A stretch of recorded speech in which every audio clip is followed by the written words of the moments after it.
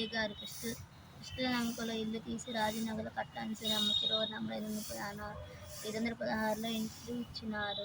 అయ్యా, నా ఇల్లుడు ఉమా దుర్గాప్రసాద్, నా కూతురు కుమారమాదేవి చనిపోయినది. తరువాత నా ఇంట్లో నుండి గెంటి ఆ ఇంటికి నేనే యజమాని అని నువ్వు ఎవరికి చెప్పుకుంటావో చెప్పుకో అంటున్నాడయ్యా.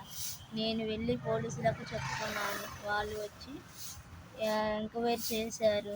అందుకు అందరూ చెప్పారు ఆ ఇల్లు ఎవరిది అని అడగగా ముసలమ్మది అని చెప్పారు. పోలీసులు సబ్ కలెక్టర్ గారి ఆఫీస్కి పంపించారు.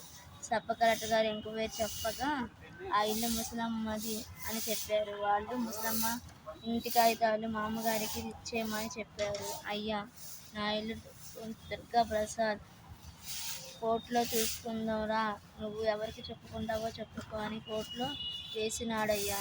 అయ్యా, దయచేసి నా అగ్రిమెంట్ కాగితాలు నగలు ఇప్పించవలసినదిగా. ఇప్పుడుకు 8 నెలల నుంచి మీ ఆఫీస్ చుట్టూ తిరుగుతున్నానయ్యా, ఇంతవరకు ఇప్పించలేదయ్యా. దయచేసి నా కాగితాలు నాకు ఇప్పించవలసినదిగా కోరుచున్నాను.